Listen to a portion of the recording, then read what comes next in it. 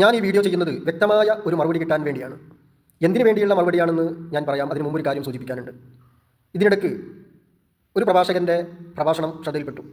അദ്ദേഹം പറയുന്നുണ്ട്, ഇതര സമുദായത്തിൽപ്പെട്ട ആളുകളുടെ ആഘോഷങ്ങളിലൊക്കെ പങ്കെടുക്കാം, അവർ തിന്നുന്ന ഭക്ഷണം കഴിക്കാം, കേക്ക് മുറിക്കാം, തിന്നാം, വലിയ കേക്കാണെങ്കിൽ അത് മുറിച്ചിട്ടല്ലേ തിന്നാൻ പറ്റുള്ളൂ എന്നൊക്കെ പറഞ്ഞുകൊണ്ടുള്ള ഒരു പ്രഭാഷണം.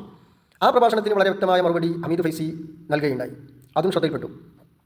എന്നാൽ ഈ ഹമീദ് ഫൈസിയുടെ പ്രഭാഷണത്തെ ചില ആളുകൾ അത് സാദിഖ് അലി ശിഹാബ് തങ്ങളെക്കുറിച്ചാണ് പറഞ്ഞത് എന്നൊക്കെ പറഞ്ഞുകൊണ്ട് ഇതിനൊക്കെ പകരം ചോദിക്കും, അതേപോലെ തന്നെ ഇതിനൊക്കെ എന്ന് പറഞ്ഞുകൊണ്ട് വളരെ ഭീഷണി സ്വരത്തിലുള്ള ചില മറുപടികളും ലീഗിൻ്റെ ചില നേതാക്കളിൽ നിന്ന് കേൾക്കാൻ സാധിച്ചു, ഷാഫി ചാലിയത്തെ പോലുള്ള ചില ആളുകളിൽ നിന്ന്. അതേപോലെ തന്നെ എ ബി വിഭാഗത്തിൽപ്പെട്ട ആളുകളും ഈ ക്രിസ്മസ് ആഘോഷത്തിൽ പങ്കെടുത്തതിനെക്കുറിച്ച് വിമർശിക്കുകയുണ്ടായി. അപ്പോൾ എനിക്ക് കിട്ടേണ്ട മറുപടി, എനിക്ക് മനസ്സിലാവാത്തത്, ഈ ഹമീദ് ഫൈസി പറയുമ്പോൾ മാത്രമാണോ നിങ്ങൾക്ക് പാണക്കാട് തങ്ങന്മാരോടും സാദിഖ് അലി ശിഹാബ് തങ്ങളോടൊക്കെ സ്നേഹം കൂടുന്നതും സ്നേഹമുണ്ടാകുന്നതും? ഇതേപോലെ എ പി വിഭാഗത്തിൽപ്പെട്ട ആളുകൾ വിമർശിച്ചിട്ടുണ്ടല്ലോ, അതിനൊന്നും നിങ്ങൾ മറുപടി പറയുന്നില്ലല്ലോ. അപ്പോൾ ഇതിൽ നിന്ന് മനസ്സിലാക്കാൻ സാധിക്കുന്നത്, ഹമീദ് ഫൈസിയുടെ പിറകെ പോകുന്നത് കൊണ്ട് എന്താണ് നിങ്ങളുടെ ഉദ്ദേശമെന്ന് മനസ്സിലാക്കാൻ സാധിക്കുന്നുണ്ട്.